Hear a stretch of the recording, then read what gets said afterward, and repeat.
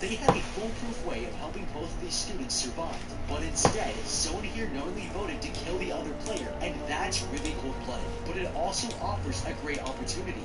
Right now, it's impossible to get help because all evidence of these students are completely erased, and nobody remembers who they are. But if we have some way to prove this is happening to us, then we might be able to solve this problem. Since we know the candidate is about to be erased, we need to use it to our advantage and record the event. I would try to video record her disappearing, but first, make her interact with the environment.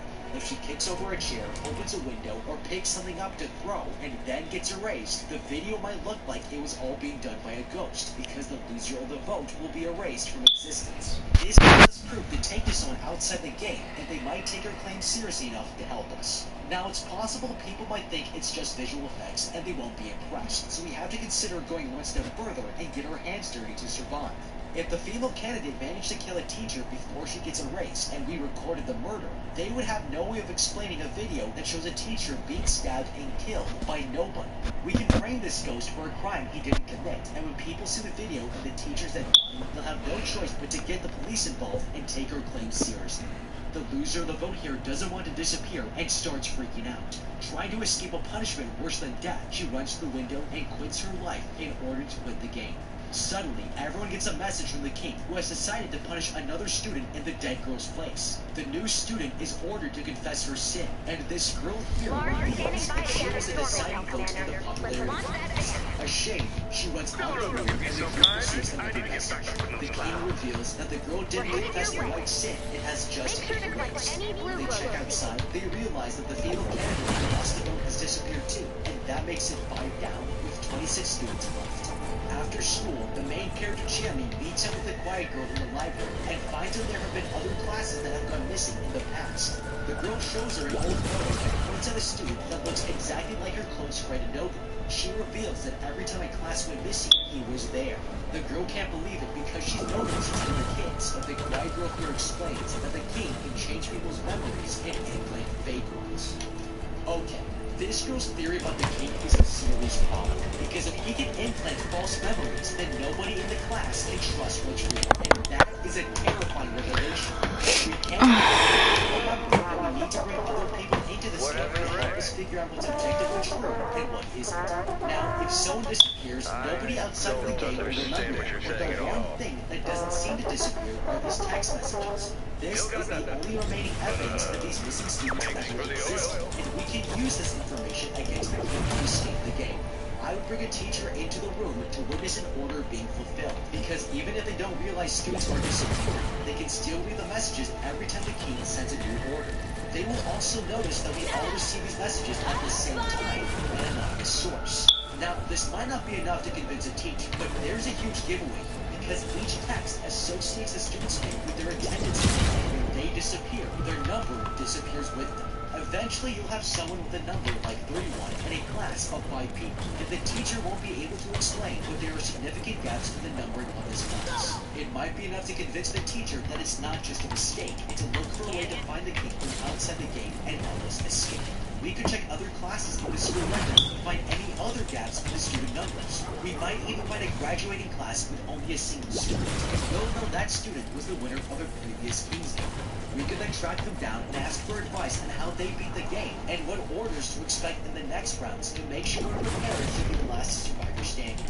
The next day, the students prepare for the 7th order. They all must take turns drawing 1 to 3 pens from the box, and the last person to take one will be erased. When this bully here approaches the box, he finds only 3 left, and realizes that depending on how many pens he takes, one of the next 2 students will die. Deciding to give him a choice, he turns around to ask them what he should do. If he takes 1 pen, then Nobu can take one, and this student will be erased. But if he takes 2, then Nobu will be erased instead. The main character, Chiami here, tries to intervene, but the boy starts getting power up. He offers to let her choose who to save if she strips in front of everyone. The girl starts taking off her clothes, but nobody stops her before it goes too far.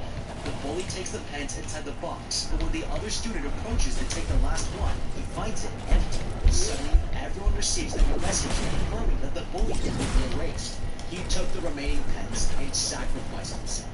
Leaving the classroom behind, he becomes the 6th person to be erased, with 1 student remaining. Okay, There are two loopholes that we can exploit here to make sure we beat this game. First of all, taking these pens one at a time in an orderly fashion was not a rule the king gave them, but something the students did on their own. If I were one of the last two students to pick up a pen, all I would need to do is simply run up and grab two pens before the bully even gets a chance to decide on it. This will make him the last player to pick up a pen and he'll get erased. It's the perfect payback, because he spent all of his time making people beg for their lives, and that's not the kind of person that deserves to be remembered. Now there's also one more trick we can do here. This challenge is very similar to an ancient Chinese game called Nim or Jin Shizhi, where players have to select pebbles or matchsticks and not be left to the last one. It was so famous that it also inspired someone to turn it into one of the first computer games ever built in 1940, called Nimitron, and almost nobody could beat it. A way that old Chinese con artists have cheated this game is by sneaking in an extra piece without their opponents knowing so they won't lose. Since it was never stated whether or not pens could be put back into the box once they were removed, we can use the same tactics as the ancient con men by stealing a pen from someone who's already taken one, and when it's our turn, we slip it into the box as we take it out. This way, even if this guy takes 3, there will be one left in the box, and forces someone else to be last instead of us. After class, these two girls are waiting outside the school and tell their classmates that they have a clever plan to escape the game. We've got gifts for everyone at Paper Plus. Thoughtful gifts to make them feel loved, exciting gifts to make the kids happy, and cutie favourites for the whole family. Shop local, support local. Paperplus.co.nz. You're confusing. If you find Ray, please tell her I can really use her hormones.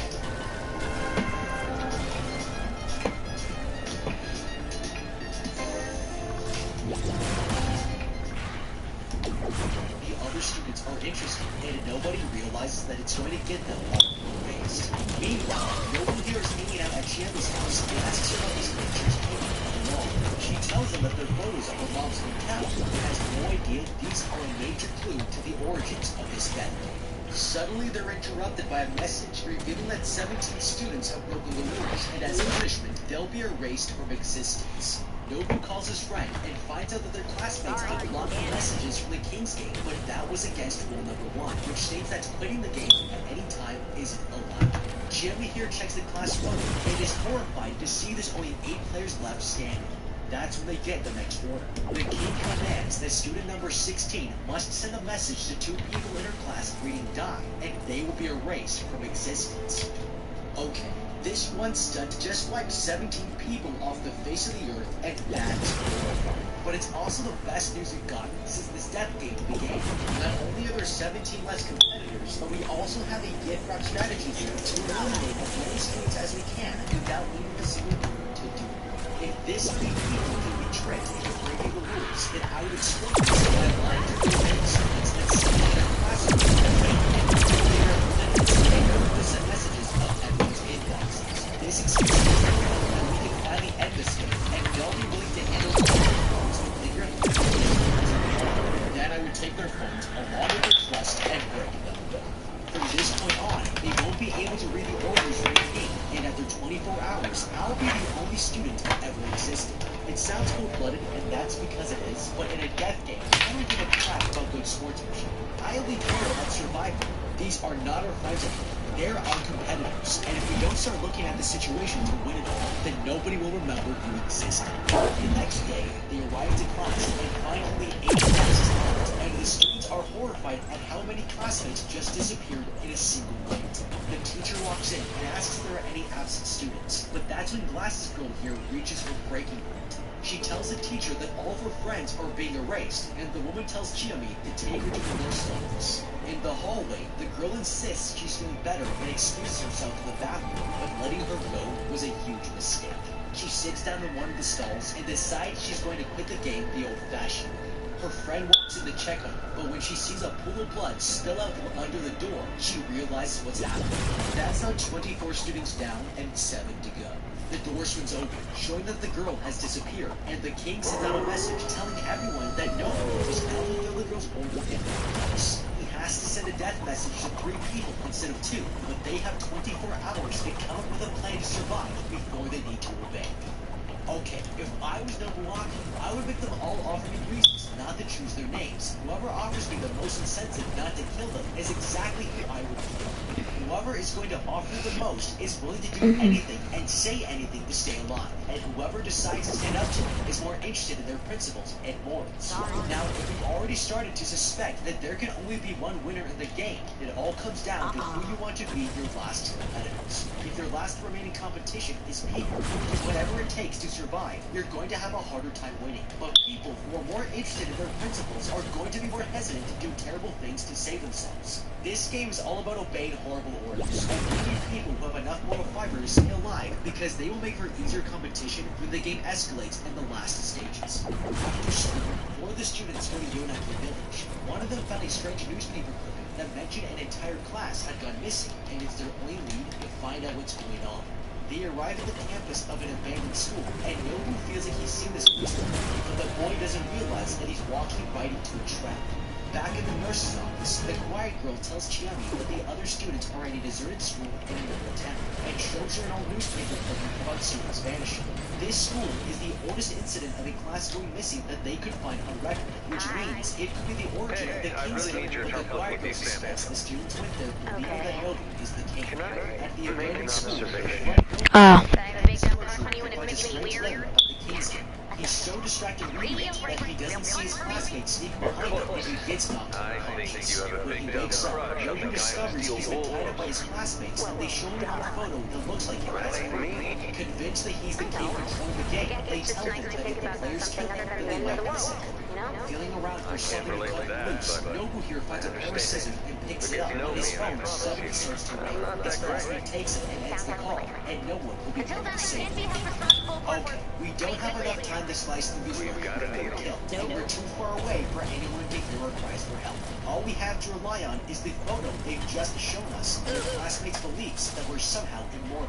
They're dead set on killing us to end the game, but we can use their fear against them. I would lie to them and confess that I am the king, but this also means that I make the rules, and that there is a secret third rule that was to mention. Whoever discovers the king is excused from rules 1 and 2, and they are free to quit the game without consequence. They might be skeptical, but I can point them to the picture of the puzzle, and the king without doubt.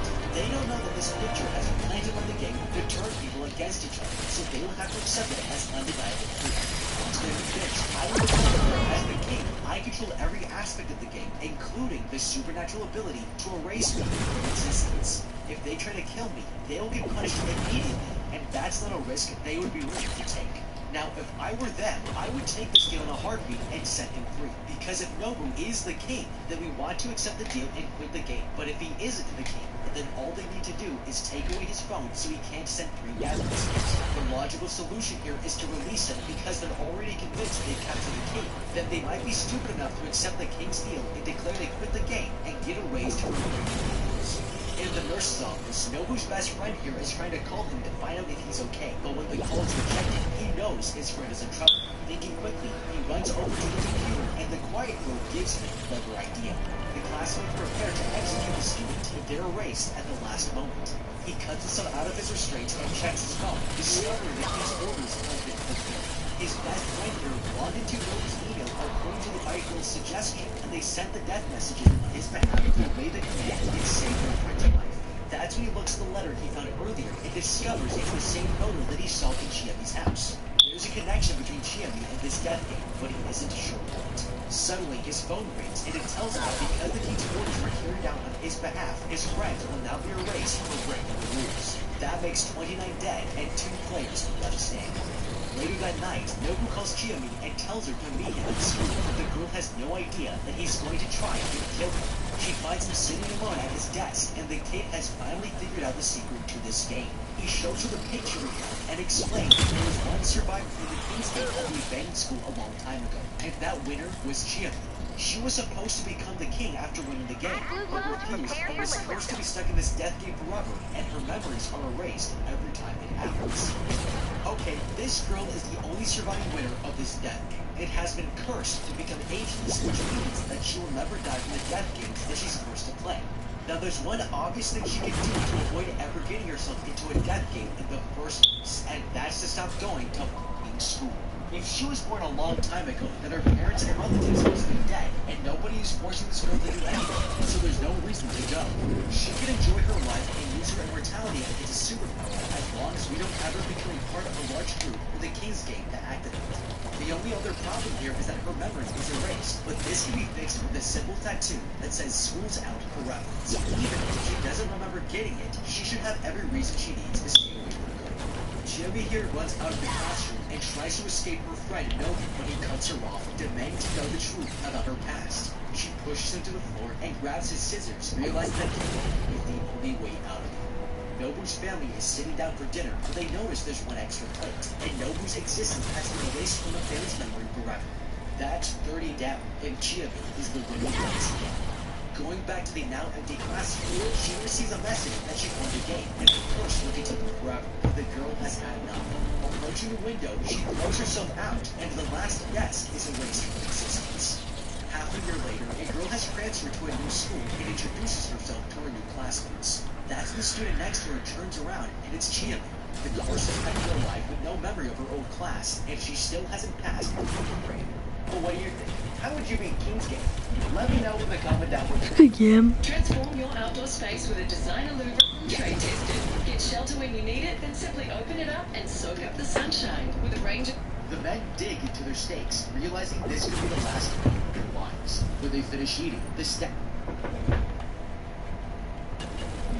If you were trapped on an island and forced to play in brutal children's games where all the losers are executed, what would you do?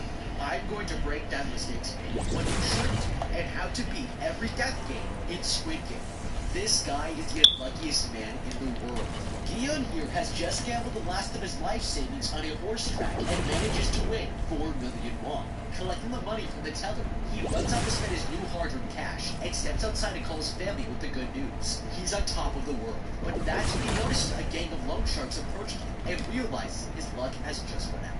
Panicking, he runs back inside to escape them, but crashes into this woman and falls to the ground. Now realizing that this pickpocket has just stolen all of his winnings. The loan sharks finally corner him with the rescue to collect his debt, but when he checks his pocket, he finds it slashed open and his money has disappeared. With nothing to collect, he forces him to sign his contract with his own blood, promising to pay them back in 1 month. Depressed, the gambler sits on the subway bench to wait for the next free time, when this businessman comes over to talk to him. He asks if Gion here wants to play a game, and the gambler thinks he's just an annoying salesman, but then he opens his briefcase, leaving stacks of cash and 2 paper squares. The salesman invites him to play the Korean game Dakchi, promising to give him 100,000 won if he wins, but he'll have to be the salesman if he loses. It's a ridiculous gamble, but with everything to gain, Gion decides he's in. The man places a folded paper on the ground, and the gambler tries to flip it over, but he only manages to make the red tile jump. He's failed, but when the salesman takes his turn, he flips it over on the first try. Gion tells the man he doesn't have the money to pay him, but the salesman offers to reduce his debt in return for 1 slap in the face. It's an offer he can't refuse. Desperate to win, he takes the slap to continue playing. He keeps